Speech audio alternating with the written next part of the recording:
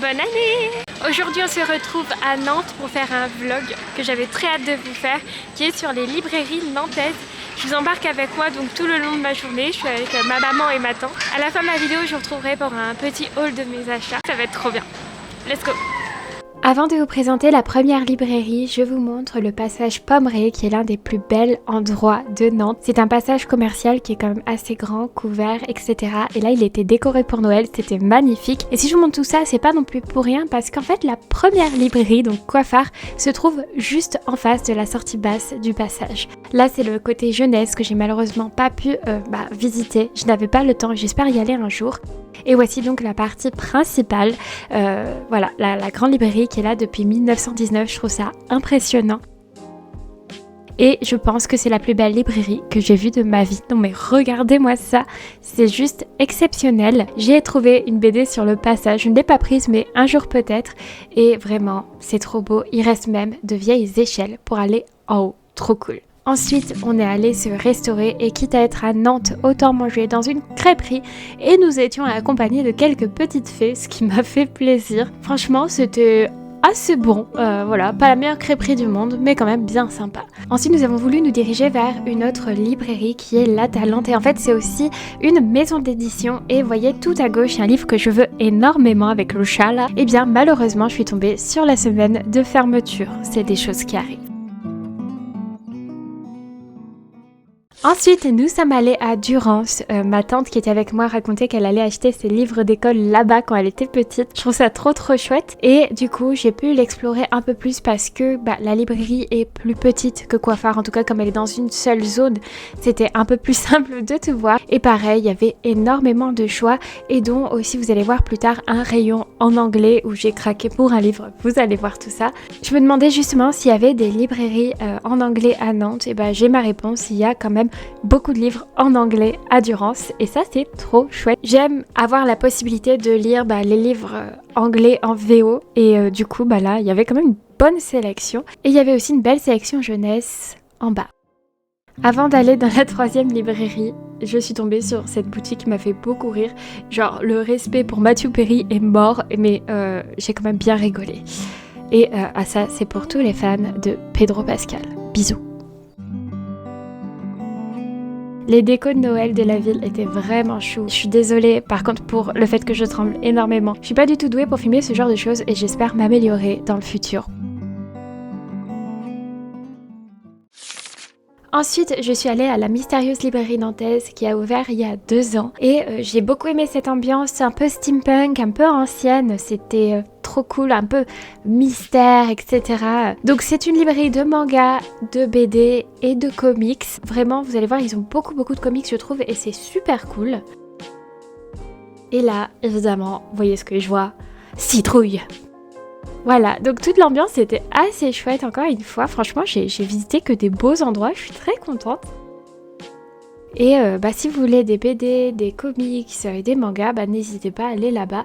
Il y a quand même pas mal de choix, surtout en comics, et ça c'est bien. Me voilà me trimballant avec mon petit sac d'achat et je vous laisse avec quelques petits plans de Nantes. Le fameux licorné.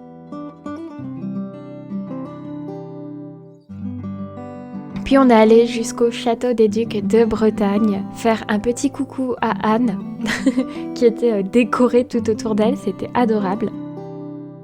Et voilà, la fameuse Anne de Bretagne, que je passe toujours voir finalement quand je vais à Nantes. Et j'ai dit au revoir à Nantes.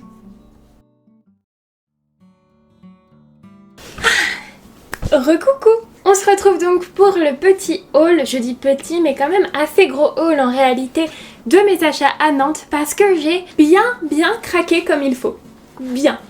Comme d'habitude, je suis hyper heureuse d'aller à Nantes, ça n'a pas fait exception cette année, c'est vraiment une ville que j'aime énormément. Je sais que pour les gens qui y vivent, parfois ça peut être un peu étrange, tout simplement parce que quand on y vit au quotidien, c'est pas exactement pareil que lorsqu'on est touriste ou semi-touriste comme moi, vu que j'y vais quand même très souvent. Mais c'est clairement l'une de mes villes préférée de l'univers.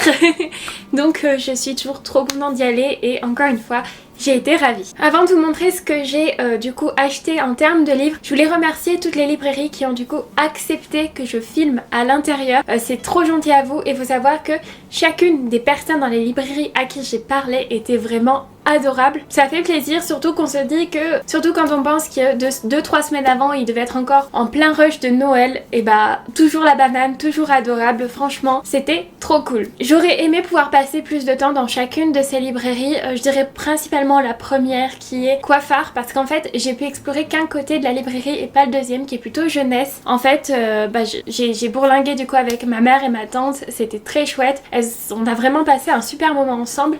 Mais voilà, j'aurais aimé pouvoir passer plus de temps à l'intérieur des deux parties de la librairie. Et pareil à Durance, je trouve que j'ai pas trop tout exploré. La troisième librairie était un peu plus petite, donc j'ai pu du coup profiter un petit peu plus en termes de tout pouvoir tout voir, etc. Et c'était bien chouette. Déjà j'espère que la partie vlog vous a plu et donc maintenant on entame la partie haul et craquage.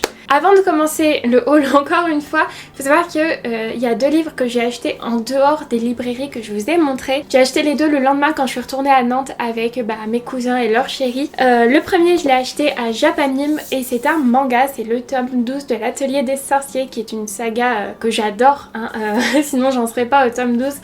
Du coup qui parle d'un univers de sorciers et de sorcières ou qui sont là vraiment pour normalement aider les populations et c'est vraiment j'adore comment la magie est traitée à l'intérieur, avec des sceaux etc. Et limite quand tu lis le manga tu te dis waouh, en fait peut-être je pourrais réussir à faire un saut etc. aussi parce que tout est bien détaillé. Genre bref, j'adore le fonctionnement de la magie dans ce manga, c'est vraiment trop cool, sinon je l'aurais pas acheté tout simplement. Pour le deuxième, et bien c'est que avec la chérie d'un de mes cousins on s'est dit qu'on voulait acheter un livre parce qu'il avait l'air trop bien. C'est La Maison des Sortilèges d'Emilia Hart et en fait je l'avais pas vu quand j'avais fait mon petit tour des librairies la veille et j'avais demandé à une des librairies si jamais ils l'avaient. Ils ont dit qu'ils étaient pas sûrs de l'avoir avant la semaine prochaine, donc en fait comme on avait mangé dans un centre commercial, j'en ai profité pour aller à l'espace culturel pour me le procurer. Ça va parler de 3 femmes à 3 époques différentes, donc il y a 2019, 1942 et 1619 et ces 3 femmes, si j'ai bien compris, vont toutes les 3 habiter dans la même maison, donc à des époques différentes. On va suivre du coup ces 3 protagonistes qui apparemment ont tous les 3 un rapport avec les sortilèges, la sorcellerie, etc. Et déjà j'ai vraiment entendu beaucoup de bien sur ce livre et en plus pour finir de me convaincre, parce qu'en plus du résumé qui me plaisait énormément, je suis allée voir un petit peu les notes et j'ai vu que qu'elles étaient extraordinaires, genre vraiment je crois que sur Babelio pour 1000 lectures genre c'était un 4,3 sur 5 et je me dis mais c'est quoi ce livre? Il faut que je le lise. Voilà, donc je l'ai pris et du coup la chérie de mon cousin aussi. Maintenant on va commencer le haul par boutique et on va vraiment faire par l'ordre du coup d'apparition dans la vidéo. Sachez qu'aujourd'hui je suis toujours dégoûtée d'être tombée sur la semaine de fermeture d'Atalante parce que vraiment c'est eux qui éditaient un livre que j'avais très envie d'acheter et j'avais envie de l'acheter dans la boutique en elle-même. Elle était en vitrine, ce livre était en vitrine et bref, dégoûtée, ça me donnera l'occasion d'y repasser une prochaine fois. Voilà, tant pis pour moi. On commence du coup avec les livres que j'ai achetés chez Coiffard et vous allez voir que j'en ai déjà commencé un des 3. Le premier, j'en suis déjà au milieu, c'est donc officiellement ma première début de lecture de 2025 parce que vous savez voir que j'ai fini un livre à cheval entre les 2 années et c'est Betty de Tiffany McDaniel. Alors ceux qui l'ont lu savent évidemment, mais savent, je sais pas comment exprimer, mais savent. En fait ces livres j'en ai entendu parler nulle part au début, mais vraiment genre j'en ai entendu parler il y a 1 mois, 2 mois alors que ce livre est sorti il y a 1 an je crois. Mais c'est juste, je pense que je regardais pas les gens qui l'avaient lu tout simplement. Et là, genre j'en ai entendu parler en l'espace d'1 mois, genre 2-3 fois, mais par des gens qui c'était vraiment le livre de leur vie. Genre vraiment un des meilleurs livres qu'ils aient lu. Et genre du coup ça m'a trop interrogée, trop questionnée et je suis complètement d'accord, ça fait partie des meilleurs livres que j'ai lus. Le problème, c'est que je le lis à la suite d'une saga qui m'a beaucoup plu, qui est 1Q84 de Haruki Murakami. Donc là, je suis sur 2 bangers de suite. J'espère que je vais pouvoir transformer l'essai parce que sinon j'ai peur pour la suite quoi, que je m'ennuie. En fait ça arrive souvent à des gens d'avoir des pannes de lecture quand tu lis plein de livres qui sont bien et que tu n'arrives pas à retrouver un livre aussi bien tu vois par la suite. Mais bon j'ai quand même acheté beaucoup de livres qui ont l'air super chouettes donc ça devrait bien se passer. Rien que la maison des sortilèges en fait. Alors Betty ça parle de quoi ? C'est l'histoire d'une fille qui s'appelle Betty, qui est mi-Cherokee, mi-blanche. Donc elle est Cherokee par son père et blanche par sa mère. Et en fait, dans sa fratrie, ils sont je sais plus combien, je crois que c'est 8 globalement. Et c'est la seule qui a gardé les traits de son père.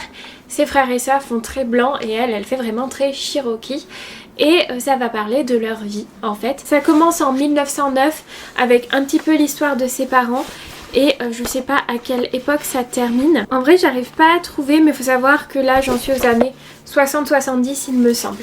Bref, donc on va suivre la vie de cette famille avec tout le racisme qu'ils peuvent recevoir, mais aussi toute la beauté parce que le père est vraiment une personne très sage, qui voit beaucoup la beauté du monde et en même temps toute la fratrie va être parfois et même très souvent quand même, malgré toutes les choses horribles qui peuvent se passer même entre eux, hyper solidaire, c'est beau, c'est vraiment juste beau et ça fait du bien.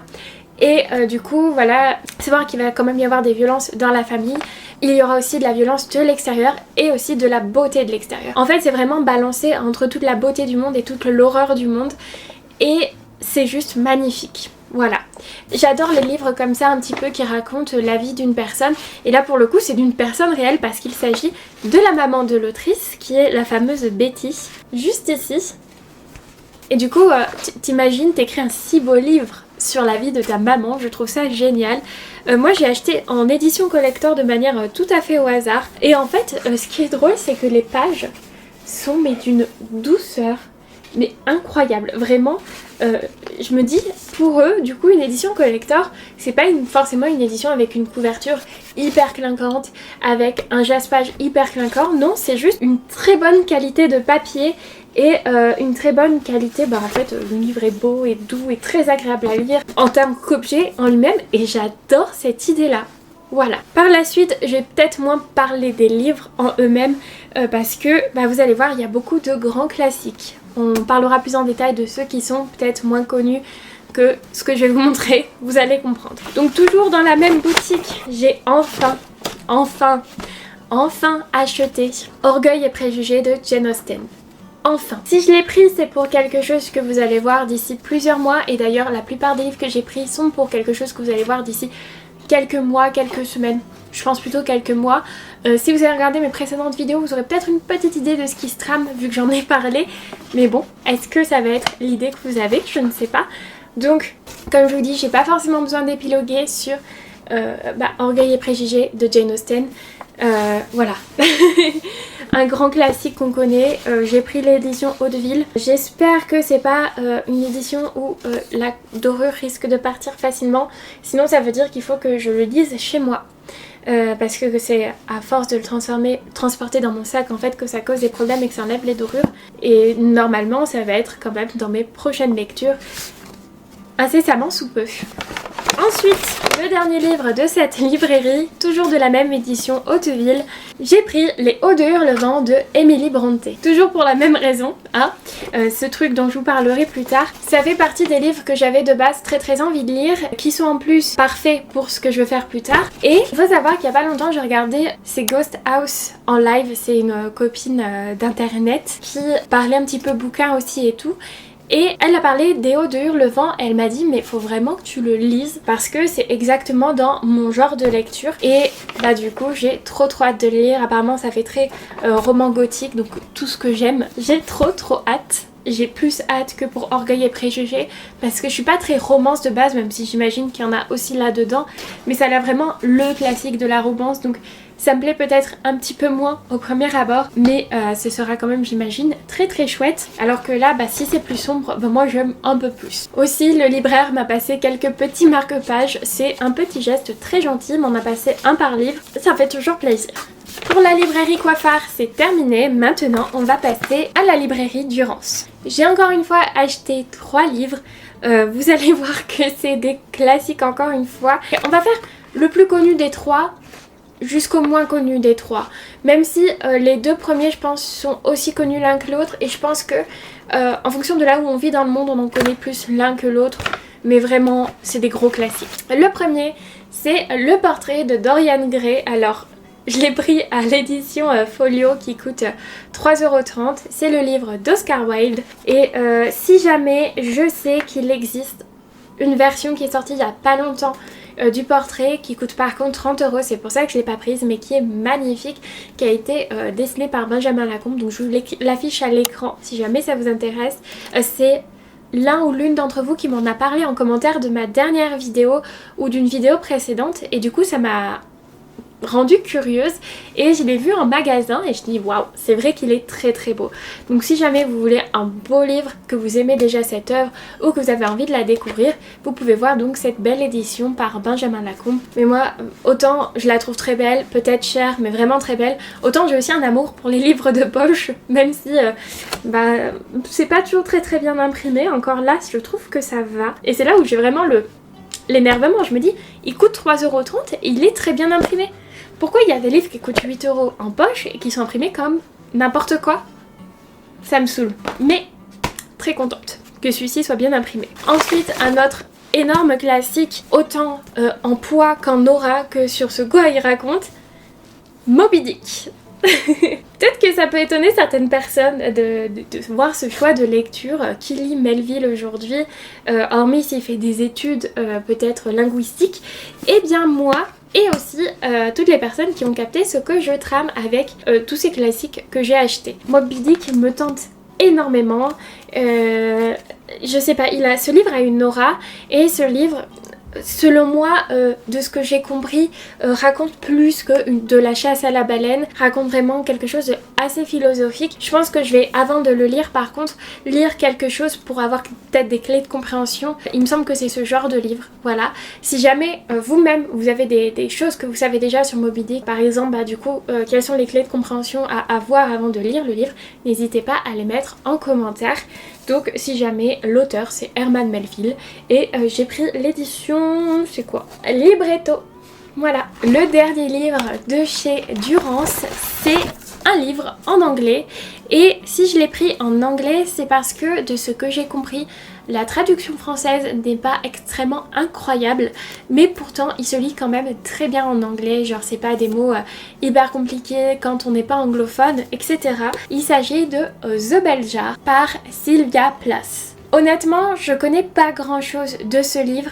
Déjà je sais que je voulais cette couverture parce que je la trouve vraiment magnifique. Hormis, ce que je sais de ce livre, c'est que c'est un livre qui est très dur, qui est très intense, et il me semble que l'autrice est une personne très dépressive de base et qui parle quand même de dépression dans ce livre. Je me trompe peut-être, mais c'est ce que j'en ai compris. Il paraît que en fait c'est un gros classique quand même de la littérature américaine, mais qui est très intense. Et moi j'aime les choses intenses de toute façon, donc ça va être super. Je pense qu'il se lit assez rapidement, hein, vu le nombre de pages, ça devrait aller. Peut-être que ça pourrait rentrer dans le petit mois petite lecture qui est le challenge de Audrey le souffle des mots, qui est le challenge de février. J'aime bien cette idée. Et cette année je vais essayer d'y participer. Bon, on a fini avec Durance, et maintenant on va attaquer la troisième librairie qui est la mystérieuse librairie, qu'elle j'ai acheté le tote bag parce qu'il était trop beau. Voilà. Alors, dans la mystérieuse librairie, vous avez vu sur la vidéo, c'est beaucoup BD, manga, etc. et comics. En vrai, moi sur internet, j'avais lu que c'était beaucoup BD et manga, et je trouve que dans la vraie vie, c'est très BD et comics. Je trouve que leur rayon manga pourrait être plus grand. Après, peut-être qu'après les fêtes, il s'est fait un petit peu alpagué, on va dire. Mais je dirais que c'est plutôt BD et comics, parce que pour le coup, ils en ont, et ils en ont beaucoup, et ça, c'est très chouette. Surtout les comics, je trouve qu'il n'y a pas énormément de boutiques spécialisées comics. À Clermont, on a la chance d'avoir une boutique vraiment dédiée aux comics, ce qui est très très chouette, mais c'est pas quelque chose qu'on trouve partout. Donc si c'est quelque chose qui vous plaît, je pense que la mystérieuse librairie est faite pour vous. Et pareil pour les BD, il y en a énormément. J'ai pris le tome 4 de Frieren, un manga très populaire, je pense, pour ceux qui ont un orteil au moins dans le monde des mangas. Vous devez probablement connaître Frieren, dans le sens où ça fait partie vraiment des mangas de ces dernières années qui font beaucoup parler. L'histoire c'est celle du coup de Frieren qui est la petite elfe juste ici. Ne vous fiez pas à son allure très jeune, en réalité elle est très vieille et en fait elle ne vieillit jamais et du coup ne mourra jamais de vieillesse. Et l'histoire tourne beaucoup autour du fait que dans sa vie elle a vécu beaucoup de choses. Elle a rencontré des compagnons de route pour défendre des cités, pour vraiment des épopées incroyables à coups d'épée en gros. Et après avoir vécu tant de choses, vécu autant de liens d'amitié avec tant de gens, et le temps passe et les gens meurent et elle reste toujours une elfe à l'apparence jeune et voilà, elle vit le temps de manière très différente. Par exemple pour elle 10 ans c'est rien et du coup elle a toujours du mal à s'attacher aux gens pour la même raison, c'est que elle sait qu'elle va les perdre parce qu'elle vivra toujours plus longtemps.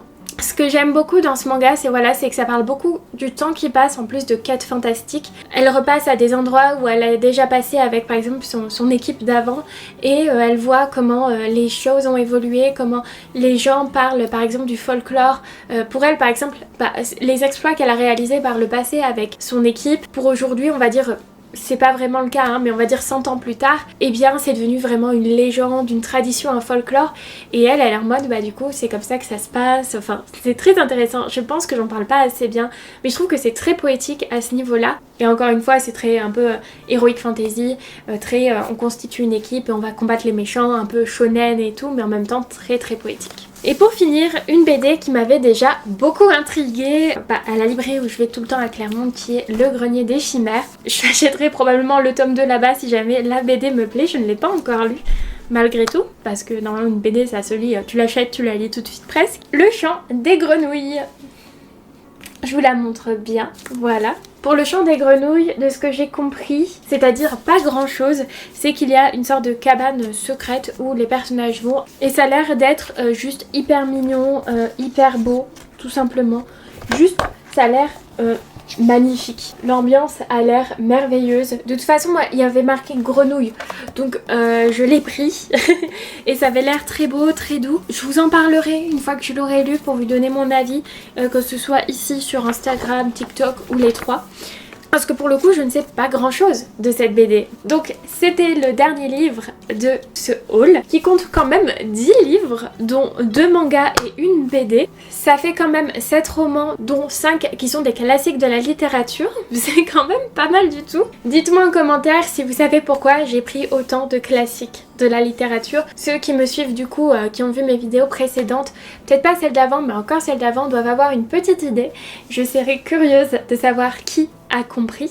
J'espère que cette vidéo vous aura plu. Si jamais vous êtes arrivé jusqu'à ce moment-ci, pour ceux qui sont arrivés jusqu'ici, c'est le temps du mot mystère. J'ai vu que dans ma précédente vidéo, quasiment tous les commentaires avaient le mot mystère et je me demande si est-ce que toutes ces personnes qui ont utilisé ce mot l'ont fait en connaissance de cause ou est-ce que des fois dans des commentaires il y avait le mot parce que en fait juste il s'intègre hyper bien et c'est un mot qu'on utilise beaucoup quand on parle de livres, voilà. En tout cas ça m'a fait beaucoup plaisir parce que j'ai vu que pour certains c'était vraiment une manigance pour mettre le mot etc et c'était hyper fluide. Donc moi ça me touche de savoir que vous restez jusque là, franchement j'étais trop heureuse, merci infiniment. Et donc aujourd'hui le mot mystère va être... Oh, j'ai une idée. Ça n'a pas rapport avec ce que j'ai déjà parlé dans la vidéo, mais ça a un rapport avec Nantes et c'est un mot qui marche très très bien, c'est le mot biscuit.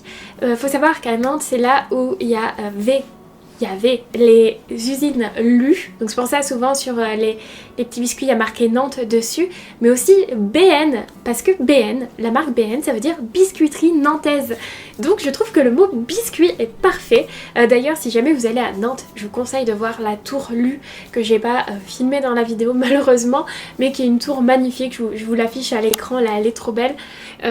Il y a tellement de choses à faire à Nantes, hein, je vous disais, au moins le passage Pommeré, le château d'Anne de Bretagne qu'on a vu dans la vidéo, voir la tour Lu, et si vous pouvez aller jusqu'aux machines de Lille, voir l'éléphant, c'est extraordinaire. C'est vraiment au moins les 4 choses que je vous conseille de faire quand vous irez à Nantes, si vous n'y êtes jamais allé. Après, voilà.